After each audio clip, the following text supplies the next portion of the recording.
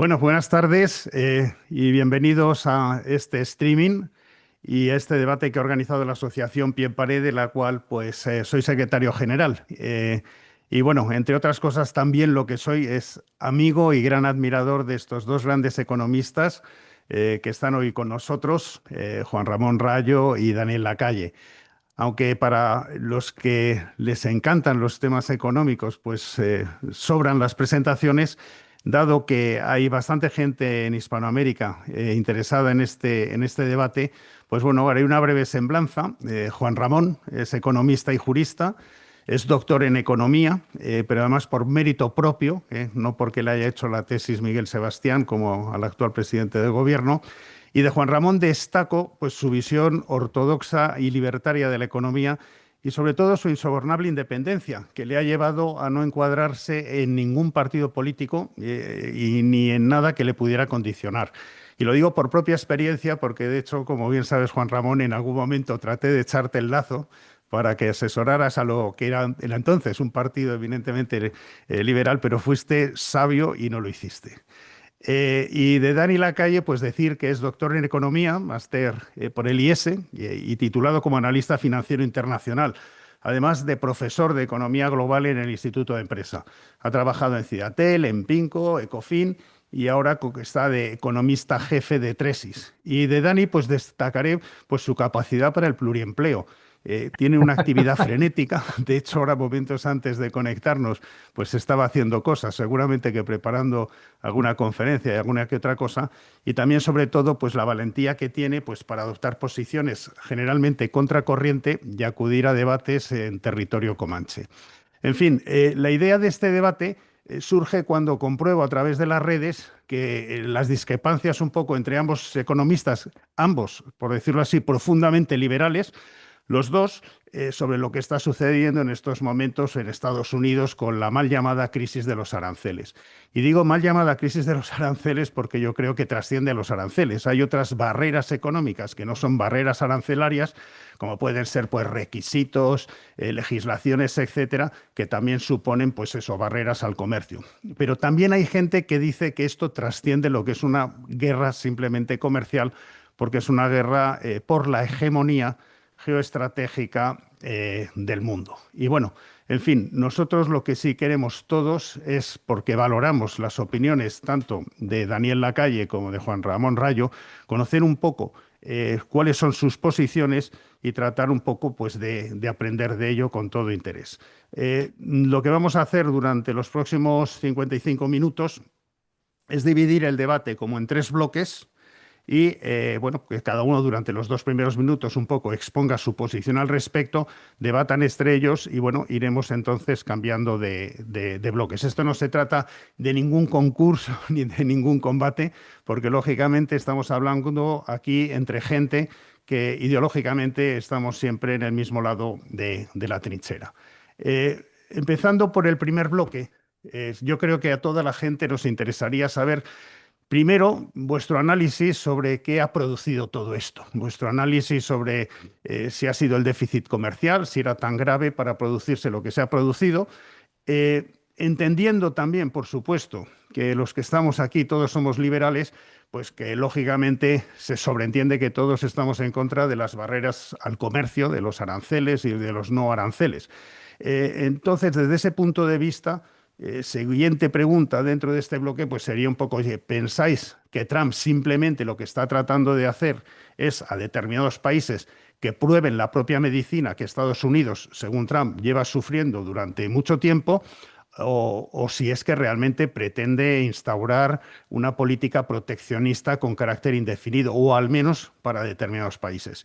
Y por supuesto, de ser solamente una estrategia de negociación, que me hicierais una evaluación si creéis que es una estrategia adecuada, bien planificada, o que si es una estrategia, en opinión de alguno de vosotros, si es errónea y ha estado mal planificadas sus consecuencias. Luego abramos este bloque y que empiece el que levante la mano. Juan, por supuesto, Bueno, encantado. pues empiezo yo que a lo mejor tengo Venga, la perfecto. posición más beligerante, ¿no? Eh, a ver, no sabemos cuál es el objetivo de Trump. Entonces, no sabiendo cuál es el objetivo de Trump, es difícil evaluar si aquí hay una estrategia preconcebida hacia ese objetivo o no lo hay. Porque, ya digo, para evaluar si se están logrando los objetivos, deberíamos saber cuáles son esos objetivos. Y Trump ha planteado en público que los aranceles pueden cumplir o desearía que cumplieran diversos objetivos, que además son diversos objetivos en gran medida incompatibles entre sí, pero que son defendidos cada uno de ellos por distintas personas dentro de su consejo de economistas.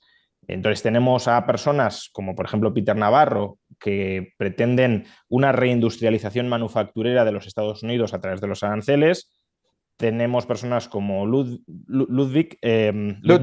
Ludwig que defienden aranceles como medida de recaudación tributaria para reducir el déficit público.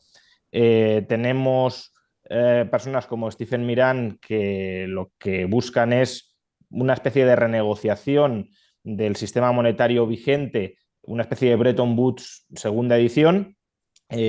Luego tenemos gente como Bessent, que sí que parece que está abierto a que los aranceles sean una herramienta de negociación para un desarme arancelario mutuo, aunque no está muy claro si eso implica también a China o no, pero sí a otros países distintos de China. Entonces, claro, como tenemos distintos objetivos que, como digo, son incompatibles entre sí, porque si el objetivo de colocar los aranceles es negociar para terminar bajándolos, entonces los aranceles no son para recaudar, ni tampoco son para proteger. Si los aranceles son para proteger, para que las industrias estadounidenses no se expongan a la competencia extranjera, que sería el objetivo, por ejemplo, de Navarro, pues entonces no van a recaudar demasiado, porque para recaudar tienes que seguir importando y al importar, pagar. Si compras productos estadounidenses por los aranceles, eso no va a pagar arancel. Y si el objetivo es recaudatorio para bajar el déficit, pues entonces algo van a proteger, pero no demasiado, y desde luego no vas a negociar con ellos. Entonces, como no sabemos cuál es el objetivo, es difícil saber si hay una estrategia detrás. Ojalá, dadas las circunstancias, la estrategia fuera presionar al resto del mundo a que hubiese un desarme arancelario y no arancelario recíproco.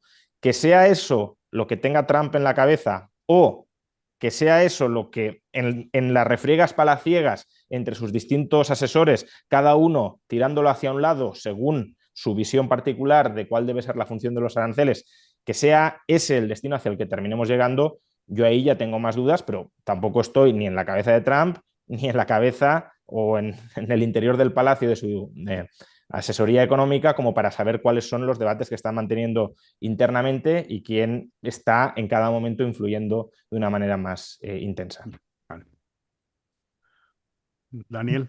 Bien, yo voy a explicar por qué todos esos objetivos confluyen y son diferentes y no son diferentes, sino que son parte de entender cómo funciona el mundo. En los últimos 15 años, nosotros llevamos viviendo una realidad paralela en la que se nos ha intentado vender que el mundo era un mundo de libre comercio, donde las importaciones y exportaciones se daban por acuerdo, por generación espontánea, ¿no? Acuerdo espontáneo entre exportadores e importadores. Eso es completamente falso.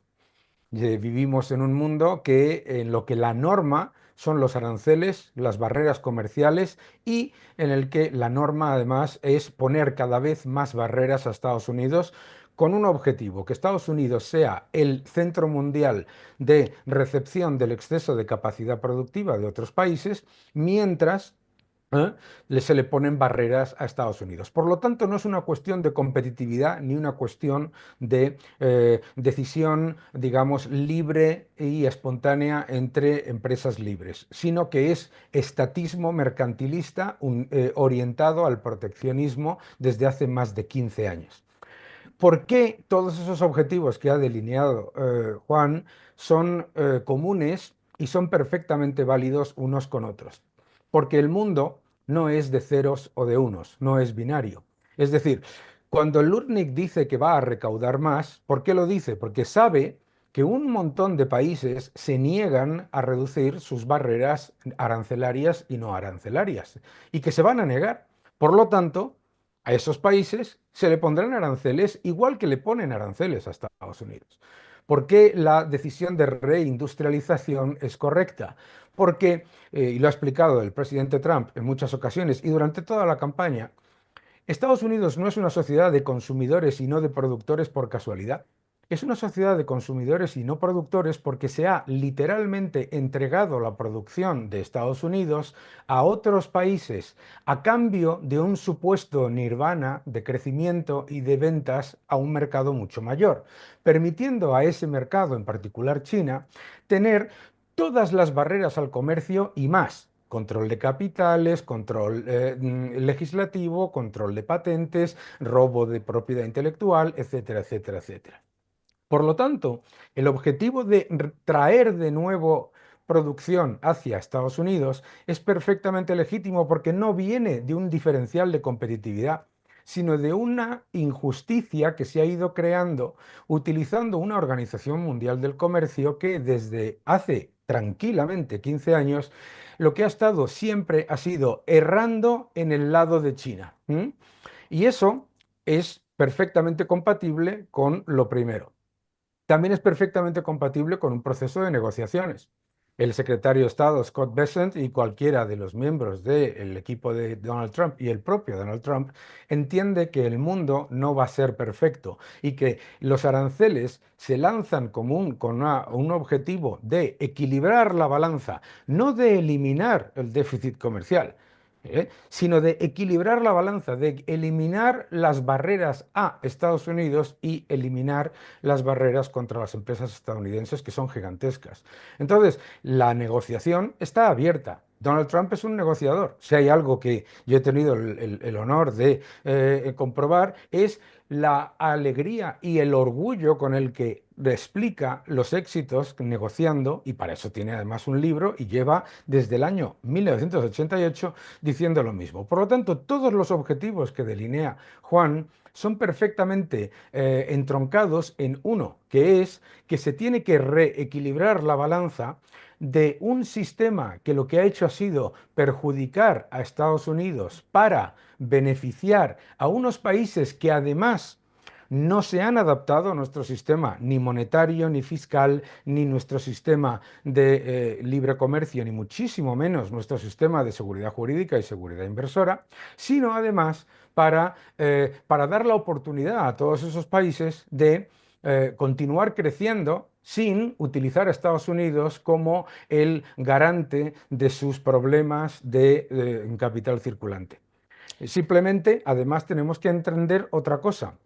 Durante 20 años antes de esos 15 que yo comentaba, el sistema de comercio mundial tenía una ventaja, que era que Estados Unidos efectivamente recibía productos más baratos de otros países y los consumidores de Estados Unidos se beneficiaban. Hace mucho tiempo que eso ha dejado de pasar.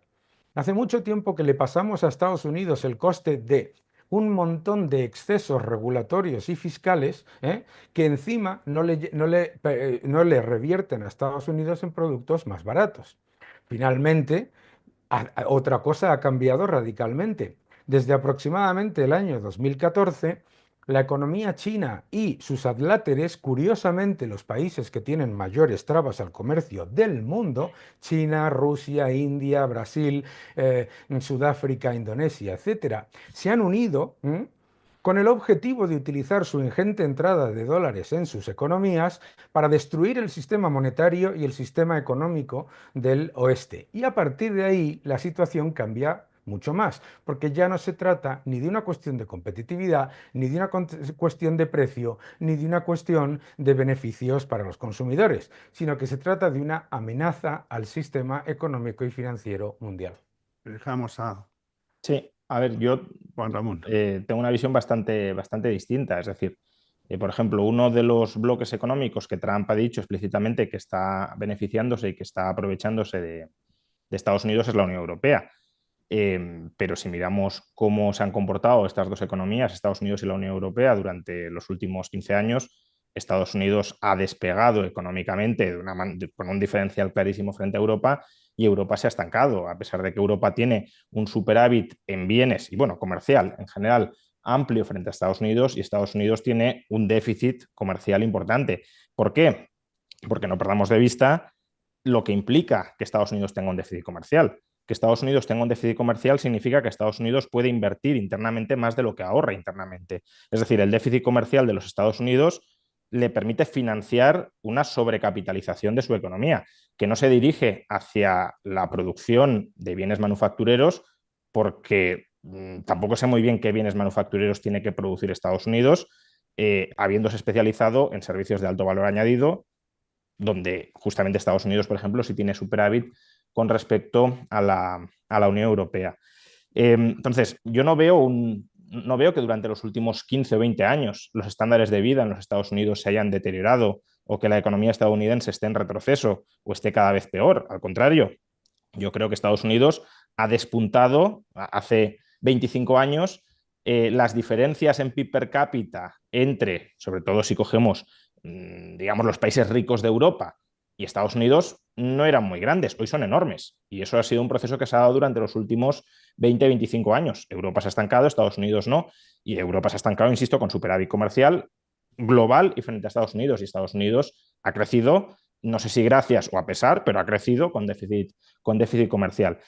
Y en cualquier caso, el déficit comercial, o más en general el déficit corriente de Estados Unidos, y ahí veo otro problema, es consecuencia de que el dólar sea moneda de reserva global. Es decir, el exceso de demanda global de dólares, por ser el dólar moneda de reserva global, te lleva a que el dólar, o sea, Estados Unidos, la única forma que tenga, bueno, habría otra, ¿no? Que sería swapeando activos, pero la forma ordinaria de entregar dólares al resto del mundo, que son muy demandados, sea justamente con déficits comerciales. Es decir, el resto del mundo quiere pasivos de la economía estadounidense, quiere dólares, quiere deuda pública estadounidense, y Estados Unidos suministra esos dólares. Si el dólar no fuera moneda de reserva global, no habría tanta demanda global de dólares y el dólar no estaría tan apreciado en términos relativos frente a otras divisas. Y por tanto ahí podría haber, mediante depreciación de la divisa, ganancias de competitividad, aunque tampoco creo que esa sea la forma estándar en la que un país ha de ganar competitividad. Pero bueno, el exceso de demanda global de dólares, desde luego, lo que hace es mantener el dólar relativamente sobreapreciado frente al resto de divisas. Pero claro, si el problema es ese, y ese reconozco que puede ser un problema, es decir, que tiene beneficios para Estados Unidos y es que puede comprar al resto del mundo prácticamente sin pagar o, digamos, entregando dólares, no vendiendo nada a cambio, pero es verdad que eso te resta competitividad frente al resto del mundo por la sobrevalorización de tu divisa. Ese problema tiene una solución relativamente sencilla y es permitir que haya otras monedas de reserva global. Pero justamente ahí Trump, y creo que hacía antes referencia Dani a ello, cuando China, India, Brasil, etcétera, han lanzado el globo sonda, que para mí ni siquiera tenía mucha sustancia como tal, pero han lanzado la idea, el globo sonda, de, oye, a ver si los BRICS creamos una divisa alternativa. Lo que ha dicho es, cualquier país que ose utilizar una divisa distinta del dólar como moneda de reserva, 100% de aranceles. Bueno, si queremos que el dólar no sea moneda de reserva global, porque eso es lo que está sobreapreciando el dólar y lo que está induciendo a Estados Unidos a tener déficits comerciales muy altos, pues entonces distribuyamos el juego de las monedas de reserva globales, no lo concentremos todo en el dólar. Sí. Lo que no se puede estar, digámoslo así, es en misa y repicando, es querer que el dólar sea moneda de reserva global y luego pretender que Estados Unidos no tenga déficit comercial con el resto del mundo, que es la forma estándar, ordinaria y casi natural de suministrar dólares demandados al resto del mundo. No, vale. Pero Juan, es que no es, yo creo que es muy importante entender la diferencia de las magnitudes.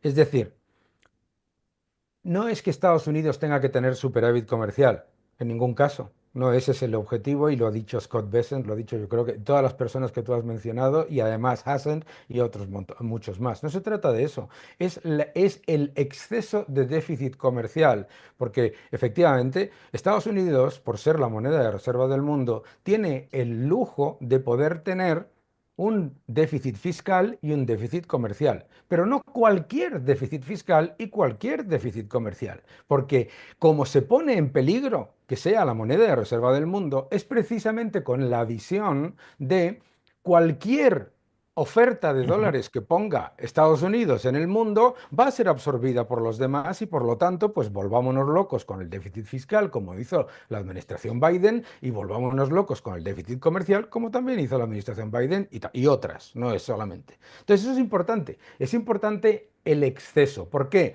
Porque se vuelve contra ti. Es decir, tú puedes ser una economía, igual que una gran empresa, tú puedes ser una economía que tiene capacidad de financiación, pero no toda la capacidad Ujú. de financiación ni ilimitada.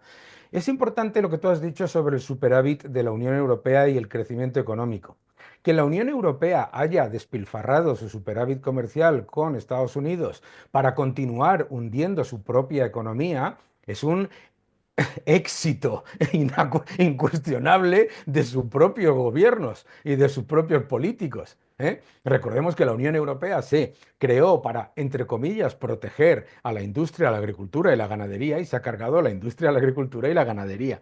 Pero es muy importante porque que el hecho de que la Unión Europea no lo haya hecho bien con respecto a Estados Unidos no significa que el déficit comercial de Estados Unidos con respecto a la Unión Europea sea completamente injustificado. Y precisamente por ese hecho, los productos que la Unión Europea produce y envía a Estados Unidos no son más competitivos. Son mucho más caros de producir, son muchísimo más caros de manufacturar, son mucho más complicados burocrática y fiscalmente.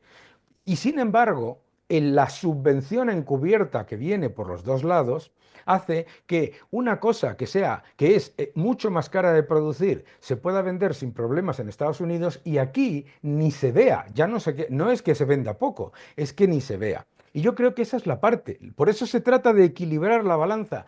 Efectivamente, todo lo que dices, Juan, es correcto, pero el suministro sin control de dólares a la economía. De hecho, a la economía global, lo que ha hecho ha sido dos cosas. Uno, facilitar que otros decidan cerrar su economía. China.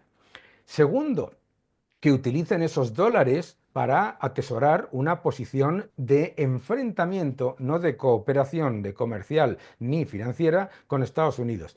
Y tercero, también muy importante, es que no se trata de tener un déficit fiscal cero, ¿eh?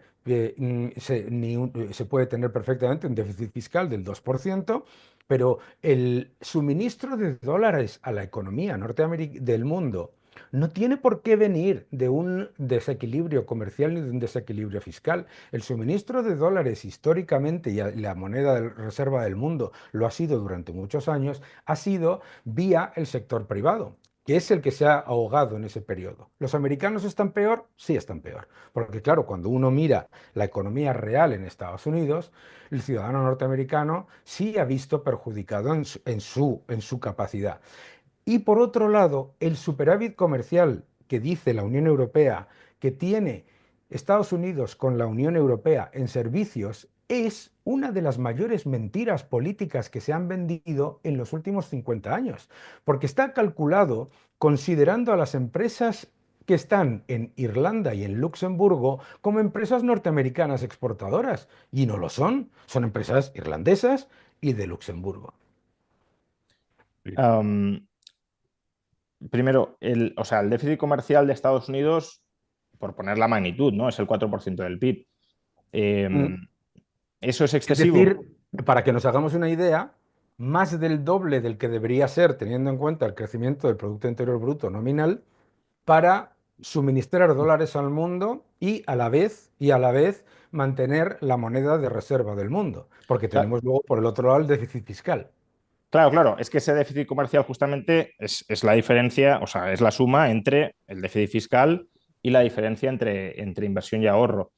Entonces, claro, una forma que tendría el gobierno de Donald Trump de reducir, incluso de generar si lo quisiera, otra cosa es si es conveniente o no, ¿eh? Pero si de verdad le preocupa el déficit comercial y tiene sentido que le preocupe. O sea, Dani ha mencionado implícitamente la paradoja de Triffin y creo que es muy pertinente porque es verdad que el que suministra una moneda de reserva global se tiene que mantener solvente. Si Claro, suministra un claro. exceso de moneda de reserva global, ese estatus de moneda de reserva global puede terminar peligrando como consecuencia de un exceso de endeudamiento y ahí el paralelismo que ha trazado con una gran empresa que se endeuda, se endeuda, se endeuda y se endeuda, pues está muy bien traído porque al final esa gran empresa sí tiene capacidad de endeudamiento, pero no ilimitada, ¿no? Pero claro, si a Donald Trump le preocupa el déficit comercial, y podría preocuparle, no es tan sencillo, obviamente, porque la cláusula ceteris paribus no opera como tal en la economía, pero si Donald Trump pasara del déficit público, que eso sí lo controla él, las decisiones del sector privado no las controla él, o al menos no directamente, pero el déficit público sí lo controla él. Y además se ha mostrado partidario de reducir el déficit público. Entonces, si pasara de un déficit público del 6,5% del PIB, en el que está más o menos ahora mismo la economía, a un equilibrio presupuestario, Estados Unidos pasaría a tener un superávit comercial del 2,5% del PIB. Entonces, Sí. en lugar de poner aranceles, que ajuste el déficit. No, Claro, pero fíjate que ahí está donde entra la realidad versus las dificultades. Primero, el déficit fiscal de Estados Unidos. Déficit fiscal de Estados Unidos no es tan fácil de llevar al 0% como es el caso de otros países. ¿Por qué? Porque como tú bien sabes, en el presupuesto de Estados Unidos, el factor de mayor crecimiento y el factor de mayor generación de déficit es el gasto mandatory, el obligatorio, en el que el gobierno no puede hacer prácticamente nada y de hecho están intentando hacer algo y ya ves la que se está montando. Eso es lo primero. Lo segundo es, efectivamente, pero es que no valen las dos cosas. O sea, el objetivo es el Power to. El objetivo, y obviamente eso es un objetivo como el de cualquier otro gestor, ¿no? Es 2% de déficit fiscal, 2% de déficit comercial y una economía que tenga un crecimiento nominal del 4% es 2% más 2% máximo de inflación. Bien, todos esos factores, una vez que los entendemos, yo creo que, claro, el problema con el que se encuentra la administración Trump es el de vamos a hacerlo gradualmente. No se puede hacer. En el año 2016, como tú comentabas antes, en el año 2016, la administración Trump con Mnuchin y con Tillerson decidieron llevar a cabo el proceso de negociación de levantamiento de barreras arancelarias con la Unión Europea en particular, pero también con China, de manera diplomática. ¿Qué es lo que pasó? Que entre el año 2017 y el año 2023, lo único que han hecho esas dos economías ha sido aumentar sus barreras no arancelarias y también las arancelarias. Entonces, yo creo que lo que tú comentas efectivamente es esencial. Es que estamos totalmente de acuerdo. Es que tiene que reducir el déficit fiscal y tiene que reducir el déficit comercial. Pero si no reduce el déficit comercial, lo que va a continuar ocurriendo es que lo que ya ha pasado con Estados Unidos va a pasar con la Unión Europea. Es decir, lo que está diciendo Donald Trump al mundo es, señores, que no estamos jugando con las mismas reglas, que enfrente tienes a un gigante económico que se ha creado con nuestros dólares y nuestros euros, que no tiene ni seguridad jurídica, ni seguridad legal, ni seguridad monetaria, porque la moneda está completamente intervenida, ni libertad de capitales.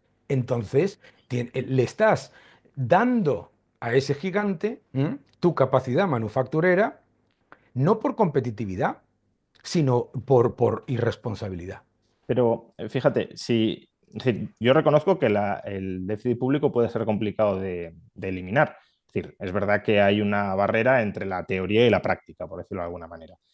Pero de la misma manera, si no se elimina el déficit público o no se reduce de manera muy importante el déficit público, la única forma de reducir el déficit comercial es con una contracción de la actividad inversora en el sector privado.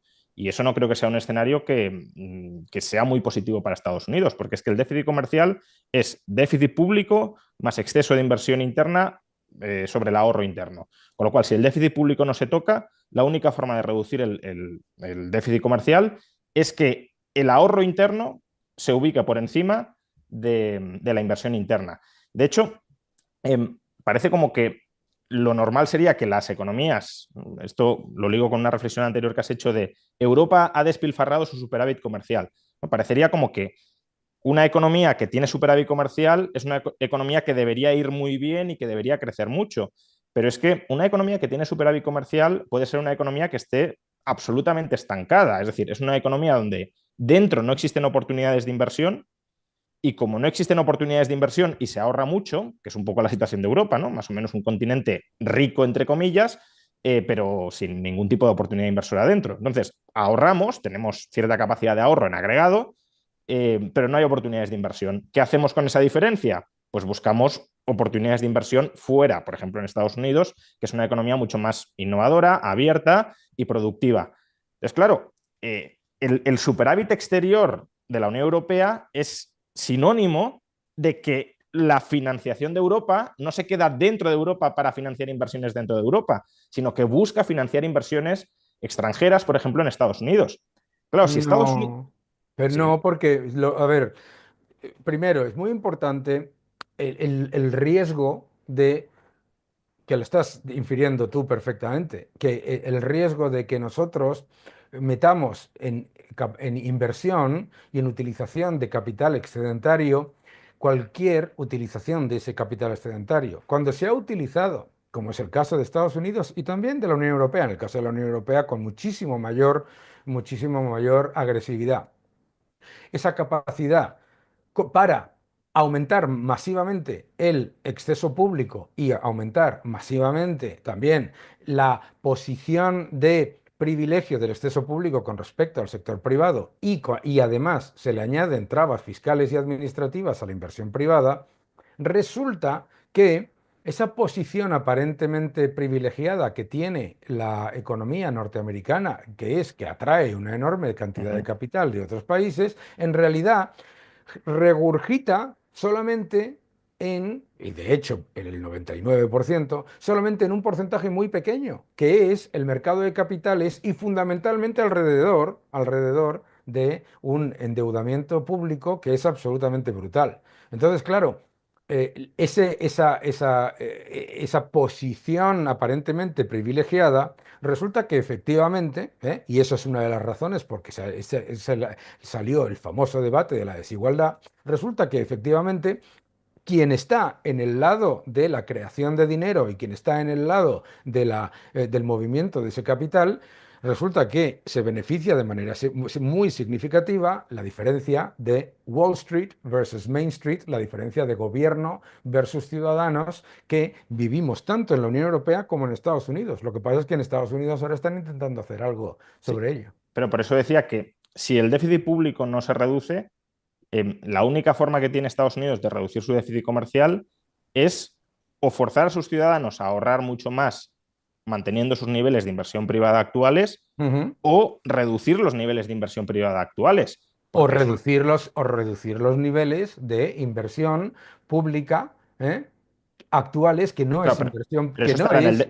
claro, pero eso estará en el déficit. Quiero decir, No, no, eso es, no, no está en el déficit, está en la parte del déficit que no cubren los ingresos, pero no está en el déficit. O sea, nosotros lo que tenemos que ver es de todo el gasto, uh-huh. estatal, ¿de Sí, acuerdo? sí, Es claro. verdad que hay una parte que es un 2% del Producto Interior Bruto aproximadamente, que es perfectamente gestionable, que efectivamente no está cubierto por los ingresos del sector público. Pero es que el problema por donde viene es por la otra parte. Es decir, es el efecto desplazamiento, el crowding out tan evidente que está habiendo Sí, sí. por parte de una economía financiera, y yo como operador del mercado financiero, llevo, como sabéis vosotros dos y la mayoría de los que Uh-huh. nos vean, llevo años criticando a todos esos operadores del mercado financiero que aplaudían hasta que se les sangraban las manos cada vez que se duplicaba el gasto Uh-huh. público, aumentaba el déficit, etcétera. ¿Por qué? Porque significaba mucha más expansión cuantitativa,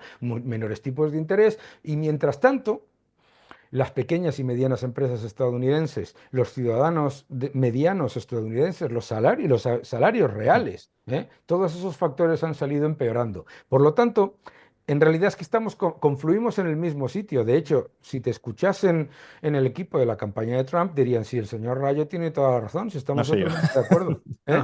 No, No, no sí. soy yo que lo diría, Oye, pero No, no, pero ¿sabes lo que te dirían después? Te dirían, the world doesn't work that way. El mundo no funciona de esa manera. claro, Y entonces te irían a decir que el mundo, no solamente esta posición que está tomando la administración Trump no lleva a que la inversión productiva privada decaiga, sino que con la bajada de impuestos, con la desregulación, etcétera, que la inversión productiva privada aumente, la, entre comillas, inversión, que es gasto público, se reduzca. Obviamente todo eso es un shock después de lo que ha venido complicado. Vale, pero entonces lo que quiero decir es, si van a reducir el déficit público, es decir, gastos públicos, incluyendo inversión pública, menos impuestos, no hacen falta aranceles, porque con la reducción del déficit No, público vas a reducir o eliminar el déficit comercial. Si, digamos, la praxis política nos lleva a pensar que no podrán reducir mucho ese déficit público, aunque quieran, por lo que decías, porque la mayor parte de los gastos son mandatorios y por tanto no hay mucho margen para recortarlo si el Congreso no da apoyo, entonces la única forma que tienen de reducir, insisto, el déficit comercial es con una contracción o de la inversión privada interna o con un aumento del ahorro privado interno. es que el Porque, aumento del ahorro privado interno ya de entrada te viene con la reducción de impuestos, pero en cualquier caso, lo que tú pero acabas de eso sí comentar, no aumenta si el tú déficit dices, público. sí, pongamos el argumento que tú acabas de decir, oye, pues si reduce usted el déficit público, no tiene usted que preocuparse por el déficit comercial. Pero es que el déficit comercial no es la consecuencia de una situación competitiva o de mejora en cuanto a precios de bienes y servicios de los ciudadanos norteamericanos, sino de una consecuencia de barreras arancelarias, no arancelarias, regulatorias, administrativas y hasta de robo directo de propiedad intelectual de otro lado. Entonces, no puedes, digamos, no se puede partir de la base de que el cambio exclusivamente del déficit comercial te va a solucionar el problema, entre otras cosas, porque, sí, porque el que ya lo hizo, ya tenemos la evidencia. ¿Quién lo hizo? Lo hizo Bill Clinton, obviamente tirando del viento de cola que le llegaba de Reagan, pero Bill Clinton te llevó al país a superávit fiscal y el problema comercial no solamente no se redujo, sino que aumentó. De Claro, pero hecho, la destrucción del sector manufacturero y la destrucción del sector agrícola e industrial de Estados Unidos la puedes poner literalmente, el principio en la era Clinton. ¿Por qué? Porque decidió que como había conseguido superávit fiscal por una burbuja en el sector tecnológico, pues entonces vamos a regalar, una ventaja competitiva, pero no por ventaja competitiva porque seas más eficiente, mejores productos, mejores hechos, no, sino por una cuestión de visión geopolítica de un mundo que se ha destruido precisamente por el otro lado. La idea que ya fue un error con Rusia, la idea de que si comerciamos mucho con China, China se va a adaptar a nuestras reglas y no solamente se va a adaptar a nuestras reglas, sino que vamos a salir todos encantados cantando canciones de John Lennon. La realidad ha sido la contraria. Ahí está el libro We Have Been Harmonized, en el que muestra cómo China desde el año 2011 no ha hecho nada más que cerrarse. Sí. Pero justamente el caso de Clinton, que es verdad, es decir, Estados Unidos tuvo superávit público y seguía teniendo déficit comercial, lo que ilustra es, o sea, el déficit comercial es déficit público más exceso de inversión privada sobre ahorro privado. Lo que ilustra es que en la época Clinton el exceso de inversión sobre el ahorro privado era muy grande, justamente por esa burbuja tecnológica Pero, de la que pero hablabas. vuelvo a repetir, la calidad o la relevancia de esa inversión es muy importante, porque No, a claro, pero mí, si sí, yo sí, soy sí. un ciudadano, si yo soy un ciudadano norteamericano, sin quitarle toda la importancia que tiene el sector Ujú. financiero. A mí, literalmente, que se pase de pagar 9 veces EBITDA por una empresa a 52 veces EBITDA por una empresa, me mejora la vida en cero.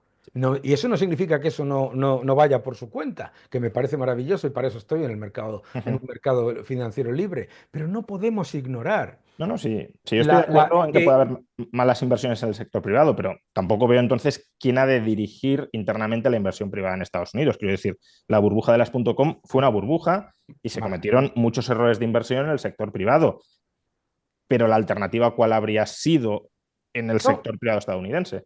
no es buscar alternativa. La cuestión es no hacer el cálculo de, como tengo superávit fiscal, entonces no me tengo que preocupar por el déficit comercial. Eso es a lo que yo me refiero. Es Vale. decir, que siendo desde el punto de vista teórico y con el concepto Ujú, ceteris paribus que todos odiamos, tú el ujú, primero, no estamos defendiéndolo ninguno de los dos, pero no se puede entrar en el debate de solamente, como tú bien has dicho antes, el déficit comercial, que entonces no tiene ningún sentido y efectivamente parece como que es inconexo lo que se dice hasta que lo pones todo junto, ¿eh? Y es importante que miremos el déficit comercial y el déficit fiscal. Lo entendemos todos Sí, los sí, yo españoles creo, sabemos O sea, sí, perfectamente. solo por un punto adicional, porque, o sea, em, yo creo que se están, no sé si mezclando dos problemas distintos, ¿no? Es decir, una cosa es el problema del déficit comercial y de la sostenibilidad del déficit comercial,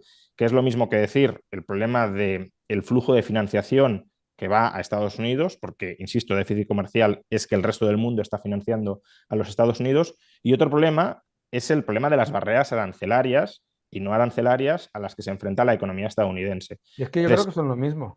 no, y yo ahí es donde discrepo. Es decir, tú puedes tener equilibrio comercial con un montón de barreras arancelarias. De Ujú. hecho, la India, por ejemplo, tiene déficit comercial y tiene un montón de barreras arancelarias, cuando, según la visión de Trump, debería tener superávit comercial, ¿no? Porque si Europa tiene superávit comercial por las barreras arancelarias, la India, que tiene todavía más, debería tener superávit comercial y no lo tiene. Y puedes tener libre comercio absoluto y radical y puedes tener déficits comerciales. Claro, Entonces, claro.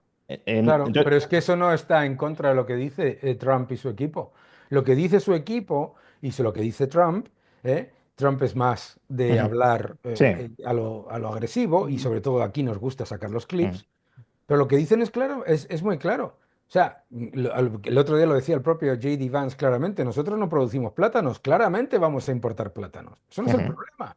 El problema no es ese. El problema es que desde que ya no es una cuestión de bienes y servicios más baratos, más eficientes y de la cooperación libre y espontánea entre empresas libres, sino que es una política en contra y a favor. ¿En contra de qué? En contra de para empezar, claro, por eso mete las barreras no arancelarias. Por eso las mete, porque son una evidencia, lo ha dicho hasta el propio, hasta que lo tenga que decir hasta Mario Draghi ya nos flipa. ¿M?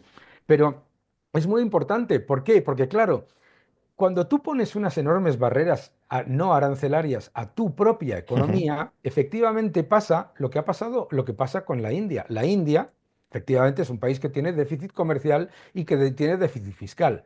¿Qué es lo que le pasa a la India con un enorme déficit comercial y un enorme déficit fiscal? Tiene una moneda que es un desastre Ujú, mundial.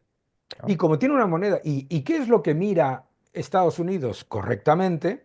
Dice, vamos a ver, si es que todo lo que estamos diciendo, tanto por el lado de la Unión Europea como por el lado de la India, confluye en el mismo factor, que es que lo que acabas cargándote es a tu moneda, o sea, todo eso Ujú, entra dentro de un solo debate, que es el debate monetario, que es lo que comentábamos ya desde el año 2014, que tenemos un gravísimo problema porque nos hemos acostumbrado a un constructo que se está rompiendo, que es que el euro, la libra, el dólar son las monedas de reserva del mundo porque patatas.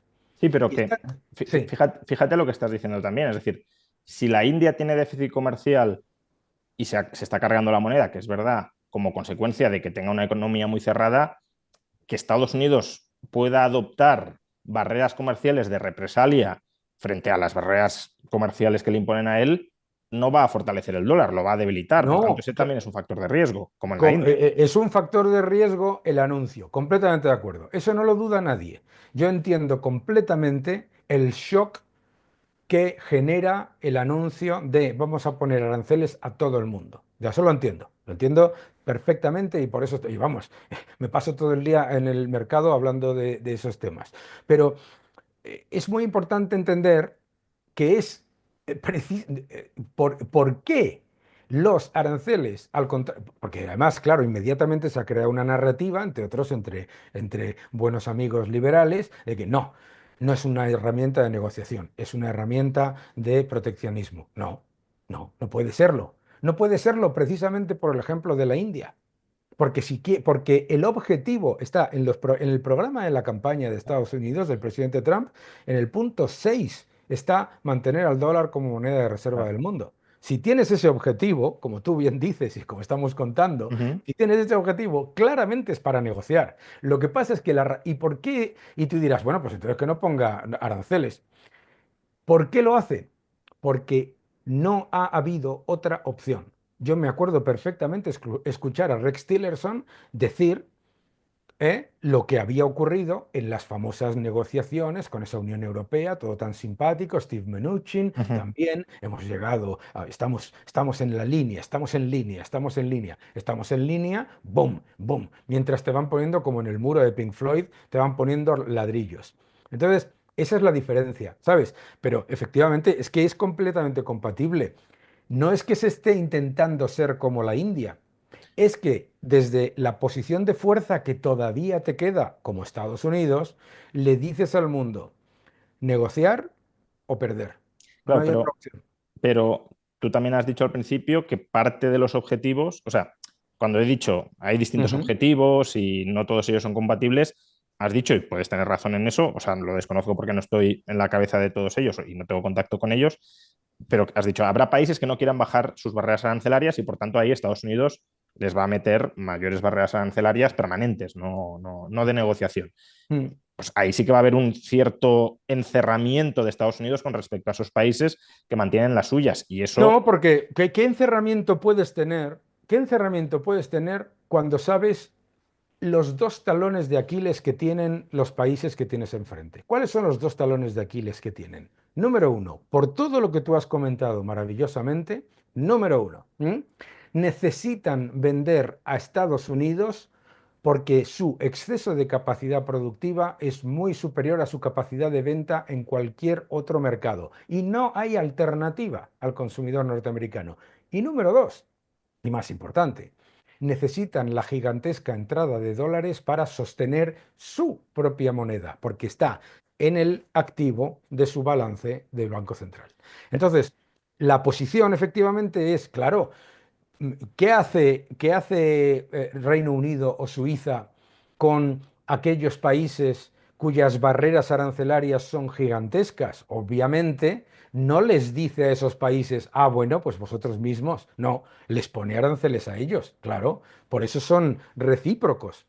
Por eso son recíprocos y por eso incluye las barreras no comerciales. pero entonces sí va a haber un cierto encerramiento con respecto a determinados países que no van a quitar las suyas. Es que eso no es encerramiento cuando ya está cerrado, ¿verdad? Bueno, está cerrado para que Estados Unidos venda, pero no para que Estados Unidos compre. Entonces ahora va a Pero estar cerrado la venta y la compra.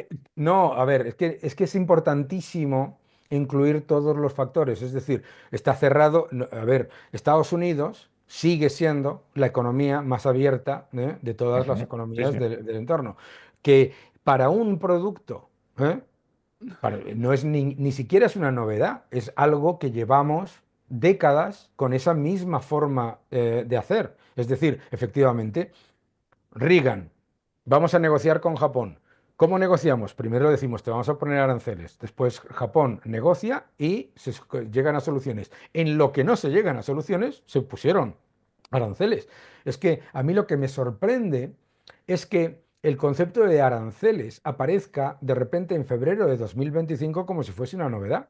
Desde Bush con el acero, desde Sí, Obama sí. con los paneles solares, desde la Unión Europea con todo, desde Desde Adam Smith, de hecho, vamos. O sea, quiero claro, es decir. decir, no es que Estados Unidos se cierre, es que Estados Unidos hay un punto, igual que todos los países, igual que los países más libres del mundo, Ujú. sea Inglaterra, Reino Unido o Suiza, ven que otros países van a continuar llevando a cabo prácticas no justas en cuanto al comercio y dicen, oye, pues sí, efectivamente, te estoy poniendo un impuesto. Sí, Vale, o se sea, defiende.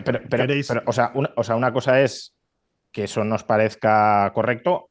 A mí no me lo parece porque siempre he No, no, a mí no defendido me parece. A ver, el desarme arancelario perdona. unilateral, pero sí es un encerramiento. O sea, va a No, haber vamos a menos ver. flujo comercial después de que Estados Unidos imponga el arancel si no hay renegociación y no lo bajan los dos. Es decir, pongamos por caso, no sé si va a pasar así, pero China, Sí, Estados Unidos tiene dificultades para vender a China. Y ahora ha habido una escalada arancelaria recíproca que si no se desescala va a aniquilar el comercio entre los dos bloques económicos. Entonces, obviamente va a haber menos comercio con estos aranceles que el que había antes de la escalada arancelaria, que podrá No, parecer... ¿por qué? ¿Por qué? Muy sencillo, porque la economía china, con y sin escalada arancelaria, llevaba cerrándose desde el año 2011. Y, Sí, pero que ahora y está más cerrada. por lo tanto, si Estados Unidos, por eso están los contenedores en los puertos de China ahora mismo completamente abandonados. Porque el modelo de China es vender su problema de capital circulante al resto del mundo gratis. Y eso no tiene sentido desde el punto de vista monetario. No tiene ningún sentido. No lo ha tenido antes, no lo tiene ahora. Y por lo tanto no supondría un encerramiento de Estados Unidos, sino el reconocimiento del encerramiento que ya tenemos desde hace mucho tiempo. Antes se cerraba uno y ahora se cierran los dos, pero que hay No, no, más. no, no, no, no. Es que no es un grifo. Es que el otro no tiene posibilidad. No es un grifo, porque cuando tú tienes las limitaciones a la propiedad intelectual, las limitaciones legales, las limitaciones institucionales, las limitaciones inversoras y además los aranceles, ya para Ujú. añadir, no es que digas se cierra para uno y se abre para el otro, es que hay un grifo que no está abierto.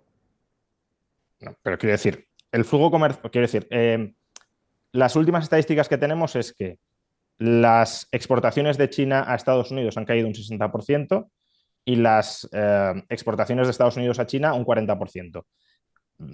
Obviamente el flujo comercial ahora está más cerrado de lo que estaba antes, que a lo mejor es la solución adecuada. Yo creo que no, pero No, no, una cosa es lo que nos parezca que se aniquile el comercio recíproco y otra que decir que no se está aniquilando no, en no, mayor no, medida de no. lo que lo estaba antes. Pero Que no se antes a lo mejor era está. comercio injusto, bueno, pero No, en cualquier no. caso había comercio. No, no, no, no. Es importante entender un factor muy diferente, que es. No es solamente una cuestión de comercio, es una cuestión monetaria, es una Sí, cuestión, sí. ¿vale?, hegemónica. Pero también hay otro factor muy importante, que es que los aranceles que se están poniendo, ¿de acuerdo? En la parte en la que afectan puramente, y la razón por la que está cayendo no es una casualidad, es porque los productos chinos de China a Estados Unidos solamente son atractivos para Estados Unidos y son baratos en el momento en el que Claro. intentan, por eso te intentan vender la falacia que vamos de primero de Menger, de que te vas a comer todos los aranceles los consumidores norteamericanos, pero ¿cómo te lo vas a comer si esos tienen una sobrecapacidad del 60%? Entonces, la diferencia es. ¿Se van a llegar a acuerdos comerciales? Absolutamente. ¿Se van a llegar a acuerdos comerciales? Y ahí es donde entramos nosotros. Y efectivamente, no vivimos en un mundo de libre comercio, ¿eh? Yo no estoy a favor de los aranceles como concepto, ni estoy a favor de las barreras al comercio, ninguna, pero ninguna. Ahora, lo que vamos a tener van a ser acuerdos en los que en esos acuerdos, evidentemente, ni se van a levantar todas las barreras al comercio de China o de la Unión Europea, Ujú, porque no lo van a hacer, porque ya han dicho que bajo ningún concepto, porque las barreras al comercio a quien dan poder es a los gobernantes, ¿m? ujú, Porque pueden ponerle barreras al comercio a los estadounidenses mientras subvencionan a Marruecos y a Argelia, que es la otra parte del debate que no hemos dicho todavía. Pero efectivamente, los acuerdos a los que se van a llegar no van a ser acuerdos perfectos, pero van a ser acuerdos en los que el comercio global, y se ha demostrado desde los aranceles, no como si Reagan fuera el primero, pero ujú. me da igual, vamos a ponerlo desde Carter, desde los aranceles empezaron siempre en Estados Unidos, desde Carter, que yo recuerde, hasta hoy, siempre se han puesto por las barreras comerciales y no comerciales de los otros. Es decir, que y el comercio global ha crecido, ha llegado a máximos históricos y continuará llegando a máximos históricos. Otra cosa es que un señor que manda un contenedor a Estados Unidos le diga al distribuidor de Estados Unidos: oye, que es que ha dicho tu presidente que que voy a tener que comerme aranceles, que te subo el precio un 30%, y el distribuidor le dice: ahí te quedas con el contenedor, que me parece lógico también, por Ujú. otro lado. entonces se caerá el comercio. O sea, quiero decir, si no lo paga el consumidor estadounidense y no se lo come él porque no se lo puede comer, porque tiene margen, pero no, quiero decir, ahora los aranceles están al 150% por encima Bueno, incluso. todavía no está implementado, pero vale, sí. Sí, pero que esos aranceles obviamente significan que no va a haber transacciones comerciales. Entonces, Pero sí. las transacciones comerciales, esto es como los impuestos, efectivamente. Tú dices, oye, pues cada vez que te ponen mayores impuestos, se le ponen mayores barreras a la inversión, mayores barreras al empleo y mayores barreras al crecimiento. Absolutamente, estamos todos de acuerdo. Ujú. Pero no significa que una vez llegados a acuerdos en el que Ah, no, claro, sí. dos partes, a partir de ahí se siga creciendo. Y el ejemplo más evidente es Japón. El ejemplo y Corea del Sur. El ejemplo más evidente es Japón, que era la sociedad más proteccionista, más Ujú. cerrada y más Claro. orientada a vender su exceso de capacidad a Estados Unidos. Se le pusieron aranceles y no ha pasado absolutamente nada después. ¿Por qué? Porque se han equilibrado cuestiones en las que Japón o sus gobiernos no querían y siguen sin querer cambiar, ¿de acuerdo? Ujú. Y se equilibra y se ha equilibrado con un impuesto. En el caso de China y Estados Unidos, ahora las cifras suenan tan absolutamente, y lo son, tan elevadas, que suena como una imposibilidad. Y por eso están los mercados Bien. ahí haciendo el Daniel, Juan Ramón, si me Sí. permitís un momento, porque la verdad Mm. que ha sido interesantísimo y vamos Que nos vamos de fatal. tiempo. Vamos, No sabía nos yo vamos que de iba a tiempo. pasar esto. Sí, no, pero de verdad que yo creo que muy interesante, pero como buenos economistas habéis hecho un buen análisis de cuál era la situación. Que ha hecho que Trump haga lo que haga. Creo que hay un poco de diversidad de opiniones sobre si eso es correcto o no es correcto, si es mantenible o no. Pero como buenos economistas rehuís ver qué es lo que creéis que va a pasar en el futuro, Yo sí. incluso con riesgo tal. Sí me gustaría, y juntando bloque 2 y 3, dos preguntas. O sea, primero, Ujú. realmente, ¿cómo veis que esto puede acabar? ¿Cómo os gustaría que acabara y cómo creéis que va a acabar? Que son dos cosas distintas.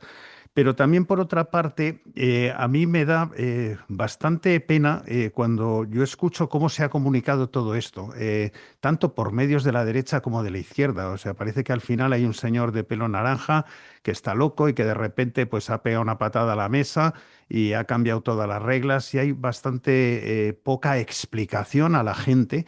Lo mismo pasaba, si os acordáis, cuando estuvieron colocando aquellos aranceles, cuando el tema de Airbus y de Boeing, y que le cayó a España pues una parte porque nosotros fabricábamos la cola y parte de los motores, pero al final cuando solo cuentas una parte de lo que sucede, pues lógicamente pues hay una especie de intencionalidad de que Donald Trump cuanto menos pues está loco, y lo cual yo creo que ninguno de los que estamos aquí pues lo pensamos. Podremos pensar que su estrategia es más adecuada o menos adecuada. No, decía que aquí lo que nos llega es la caricatura de que Trump está actuando como si estuviera loco y que eso puede ser una pose negociadora de resultar imprevisible frente a los demás.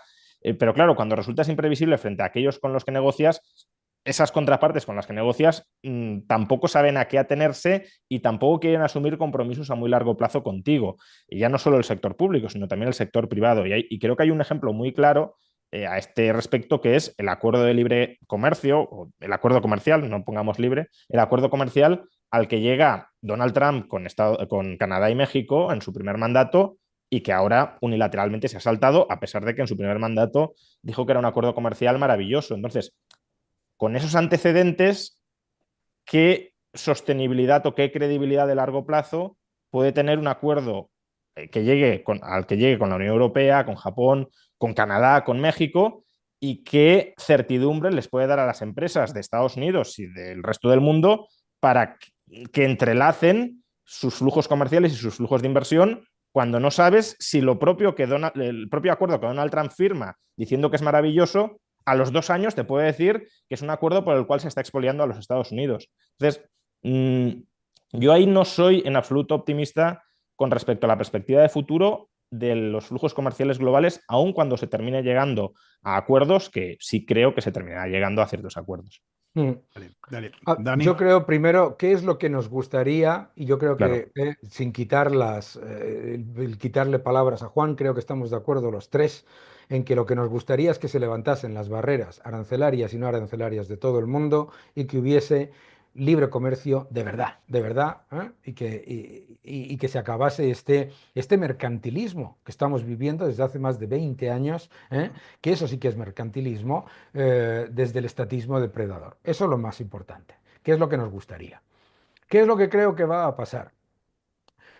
Lo primero que creo que va a pasar es que va a haber un dominó de acuerdos, uno detrás de otro, muy rápido, ¿vale? ¿Por qué? Porque por los dos talones de Aquiles que os comentaba, ¿eh? O sea, los exportadores no tienen la capacidad de aguantar el problema de capital circulante que tienen. Eso lo ha dicho también Besant y tiene toda la razón. Entonces, va a haber acuerdos, seguro.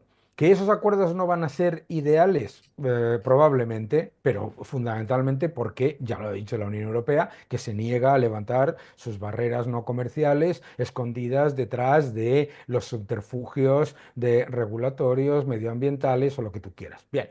Pero va a haber acuerdos y va a haber acuerdos que van a ser positivos. Sobre la predictibilidad de Donald Trump y la idea de que no, él no se hace el loco. ¿M? Él es un negociador y está constantemente negociando. Cuando hablas con él, está constantemente negociando, siempre, ¿de acuerdo? Él es un negociador. Pero es también importante entender que lo que nos está intentando vender la imagen de que es un loco, impredecible, no sé qué, no sé cuánto, viene no por lo que él dice, sino por lo que la gente quiere que crea, que va a decir, que piensa, que diría si no hubiese ganado las elecciones. O sea, el problema que está ocurriendo ahora en el mundo no es por lo que no dice o la impredictibilidad del señor Trump, que está haciendo exactamente lo que ha dicho que iba a hacer, sino por todos los líderes globales que desde su arrogancia y su ignorancia infinita decidieron, uno, que no iba a ganar las elecciones y dos, que si ganaba las elecciones no iba a hacer lo que había prometido en las elecciones. Entonces el problema no es Donald Trump, el problema está en otro lado. El siguiente elemento, que yo creo que es importante, sobre el acuerdo comercial con Canadá y con México. Él no ha dicho que el acuerdo sea malo. Lo que ha dicho es que no puedes tratar el acuerdo con Canadá y con México sin incluir el enorme impacto negativo económico que tiene para Estados Unidos la inmigración ilegal, el tráfico ilegal de armas y de personas y de drogas. No incluirlo es, bueno, pues yo entiendo que mucha gente, Estados Unidos es un país muy grande, pero os recomiendo a cualquiera que se vaya a San Francisco, que se vaya a Filadelfia y que vea lo que pasa. Vale, O que se perfecto. vaya a Arizona y vea, como nos pasó a nosotros, que te digan que no salgas del hotel hoy, que viene la marea. Y la marea es inmigración ilegal. Entonces, fíjate qué curioso sobre lo de la negociación con Donald Trump. ¿Quiénes han sido los líderes mundiales, que yo es para flipar, los líderes mundiales que mejor lo han entendido? La señora Sheinbaum y el señor Starmer. No lo hubiera dicho yo jamás en mi vida. Pero por lo menos se han dado cuenta de que es una negociación y son los que están consiguiendo las cosas más rápido para ambos, para Estados Unidos y para sus países. En cualquier caso, yo no creo que va a ser una situación negativa, porque si hay algo que yo tengo absolutamente claro y puede tener claro cualquier persona que nos está viendo, es que lo que jamás va a hacer Donald Trump es algo que sea negativo para las empresas. Vale. Yo por último, si queréis, bueno, primero yo como árbitro lo que he hecho ha sido dejar jugar, no interrumpir las jugadas y yo creo que ha sido un privilegio el poder estar aquí con vosotros y que hay un material interesantísimo para todos. Yo quería solamente haceros una pregunta muy personal. Y luego, aparte, que si tenéis algo que se os haya quedado en el cajón y queráis decir ahora por último, decirlo. Pero la pregunta muy personal es a Juan Ramón y también a ti, Dani, si después de esta conversación entre vosotros hay algún punto de vista que tuvierais antes de que se haya producido esto que os lo haya hecho recapacitar sobre él. No hace falta ni siquiera que digáis concretamente cuál, pero haceros esa pregunta y luego posteriormente, si hay algo que se os haya quedado en el tintero, oye, pues comentarlo y concluiremos esta maravillosa experiencia. A la primera pregunta, por supuesto, ¿eh? Siempre que se habla con Juan, siempre se aprenden cosas y yo estoy encantado y por supuesto, claro. Bueno, pues nada, gracias igualmente. Yo lo que se me ha quedado en el tintero y que creo que sí que es importante eh, es más allá de que esto sea una negociación y de que esto pueda, no sé si concluir bien, desde mi punto de vista, no estamos en un mundo libre en materia comercial, pero no vamos a ir a un mundo más libre en materia comercial, pero bueno, ojalá me equivoque.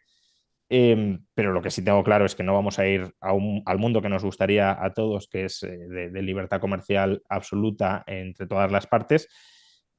Pero justamente para acercarnos poco a poco, aunque sea a ese mundo de libertad comercial irrestricta, creo que es muy importante las ideas, la cultura, la ideología, los valores que hay en la opinión pública, que hay en el ambiente. Y en ese sentido, más allá de todo lo que a corto plazo genere esta guerra comercial o esta guerra contra el comercio, me preocupa mucho los mensajes y la retórica y los argumentos que en medio de esta negociación está colocando en la esfera pública el gobierno de Trump. La Unión Europea a lo mejor no dice nada y lo hace, pero como poco al menos no dice nada y tiene una retórica hipócrita, porque dice algo distinto de lo que hace, pero no tiene una retórica proteccionista, al menos. Tiene práctica proteccionista, pero no retórica. Bueno, en agricultura sí, pero de cara a la galería no está repitiendo, por ejemplo, que un déficit comercial es algo que daña a los países o que hay que buscar acercarse al equilibrio comercial como algo positivo. Yo creo que estas ideas, o que la pérdida de industria es algo que puede ser negativo o que es necesariamente negativo cuando no tiene por qué serlo, yo creo que estas ideas son ideas que en medio de esta guerra o de esta negociación están quedando en el ambiente y que más allá de que creamos que Trump en gran medida va de farol o no en muchas de las cosas que dice y que hace para Vale. conseguir otros objetivos, creo que hay que combatirlas de raíz. Creo que hay que combatir las ideas que se colocan en la esfera pública y que luego pueden terminar permeando de una manera más o menos estable en la sociedad. Porque si no, lo que va a quedar es una retórica mercantilista en el ambiente y esa retórica mercantilista Sí, no nos va a acercar a una sociedad sí. con más libertad comercial, sino con menos. Sí, si me dejas apostillar una cosa, algo que no he hecho en todo este tiempo, acabas de hablar de una guerra contra el comercio. Yo creo que sí se puede hablar de guerra comercial, pero no una guerra contra el comercio, porque a lo mejor esa guerra se ha hecho precisamente para facilitar, como antes habéis dicho, el que realmente se llegue a tener un comercio Esperemos, libre, ojalá, ojalá. sin aranceles, pero también sin regulaciones.